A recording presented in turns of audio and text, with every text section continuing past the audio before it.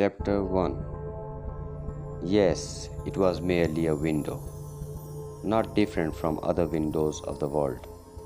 It was neither a tunnel to new dimensions, nor a metaphorical pathway to wisdom, and certainly not the kind one may find on a computer screen.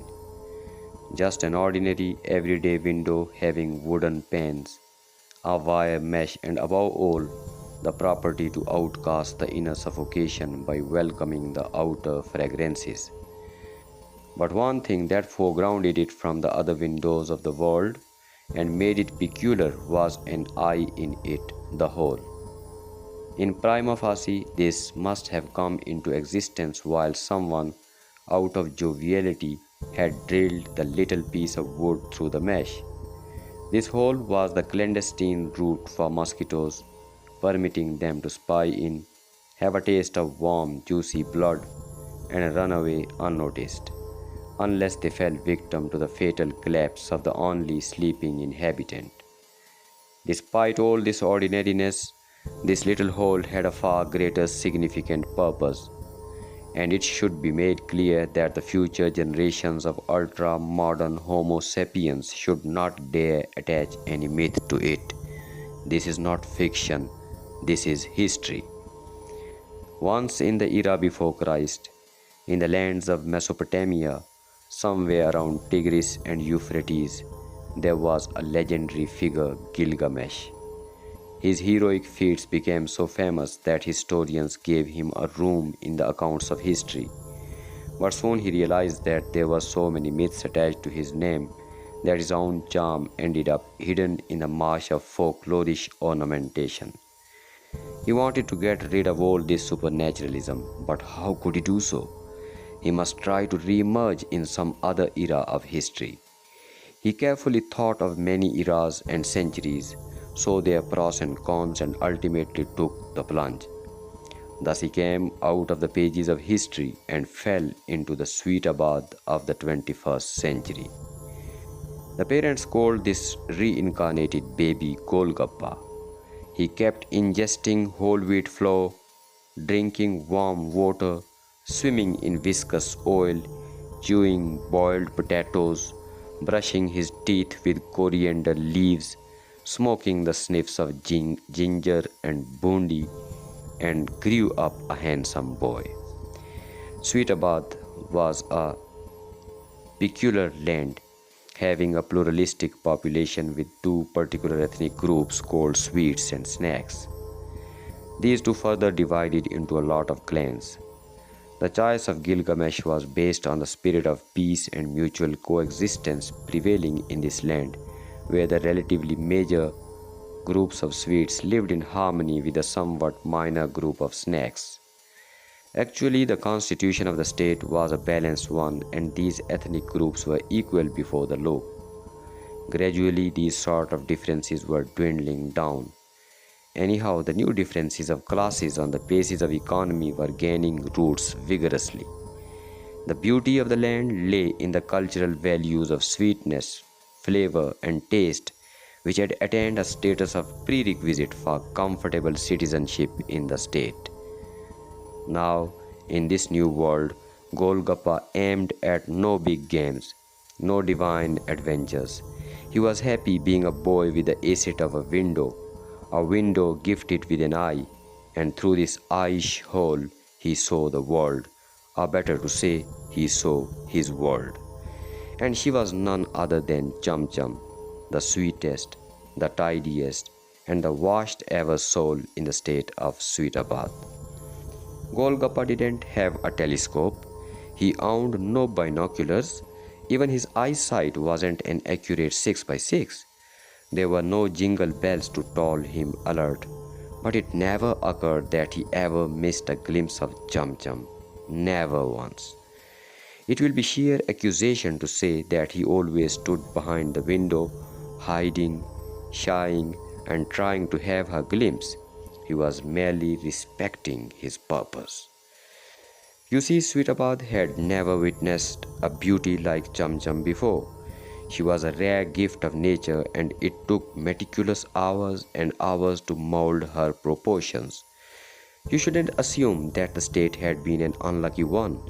It was merely that destiny finally gave its verdict to show its magnanimity.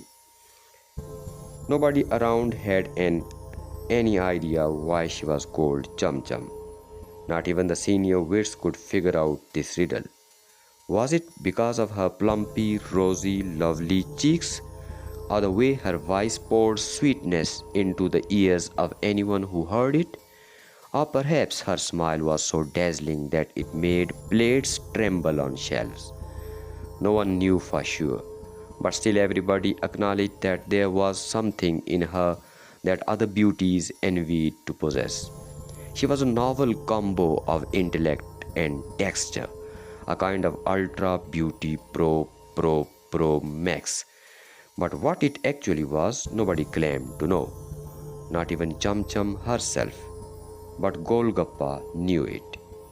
She wasn't just beautiful, she wasn't just a girl passing by, she was his purpose. And he adored his purpose with unwavering, unflinching devotion. Every day at exactly 2 p.m., his eye aligned with the eye of the window, waiting, hoping, dreaming, craving for a glimpse of his world. And almost every afternoon, like the regular, soothing flow of breaths, she returned from university and stepped off the unibus at the point where the main road met the narrow, tiny street, then made her appearance felt at the far corner, gliding towards the window's gaze. Just a few meters before reaching its eye, she would vanish instantly, turning into the lane that led to her home. The distance from that distant street corner to the point she disappeared, if measured accurately, was not more than 300 meters, but for Golgappa, through the lens of that tiny hole, it stretched for uncountable miles, and time melted into eternity. Through that holy peephole, Golgappa didn't merely see a girl while walking towards her home. Rather, he saw the glimmering hues of a joyish peahen, the happy dance of gem-like dewdrops on grass blades, the frolicking walk of slender deer, the morning march of dolly ducks, the starry smile of the Milky Way, and the coy wink of flower petals.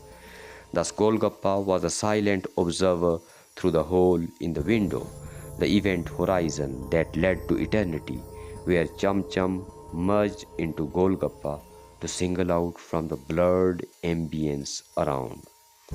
Sweetabad swang with a secret one-sided love that nobody knew of, even Chum Chum didn't. She might have been choked with the burden of assignments and hefty work for the upcoming quiz, but Golgappa felt the highest ever, ethereal and buoyant, inflated and floating like a balloon soaring to avenue heights. The sweetness of Sweetabad was eclipsed before this new and sumptuousness, unobserved of, unnoticed of, unfelt of. With every trot of Chum Chum, the heartbeat of the observer throbbed to avenue zeniths. Did she have any idea of these elevations to which she was lifted? How could it be to walk on ether and realize it not? How come she tread on the bricks of the street when she was compounded with the one who was gliding on rainbows? And it lasted for centuries. That was in fact a zone of timelessness which the mystical mystics might not have experienced. She must have been crowded with the omens all along her journey. She ought to be grabbed with the mysteriousness she might not have felt before. For here she spoke to the one she never spoke before. She felt a comfort zone in the presence of the one whom she never met. How could it be that she was ignorant of the observer behind the event horizon who was all with her? That could not be. That could not be. The mighty powers of the universe have chosen this cohesion. This is why the names of Golgappa and Chum Chum were the most sweeting epitome of Sweetabad. There were no other names like them. Sweetabad was indebted to them for its justification of being. If Chum Chum refers to the candish touch, So does Golgappa. They had the same essence, the same substance. Thus, they were made for each other. Thus, Sweetabad was indebted to them for its own identity. Everybody in Sweetabad says that eternity has no beginning and no end, but this is incorrect. Eternity begins with the stepping off of Chum Chum at the far corner and ends at the point of diversion a few yards from the window. Golgappa very well knew the scientific fact that eternity is merely a distance of 300 meters. For when it began, he got ethereal, and when it ended, he fell on the mat behind the window. It always began with the sweetness and collapsed with the sweetness. He crumbled into crumbs, and at this hour of need, there was none to sweep him together and roll him into a round form and display on the glassy face of Sweetabad.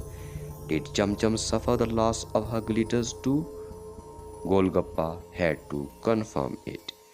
I need to pour my feelings before my sweetheart. He was more determined than ever before, but right now he needed some props to collect himself from his sheer crumbness. But who on earth could help him? He was alone in the only room, the sole owner come resident of the suffocated home. Give him some time. He has just returned from eternity.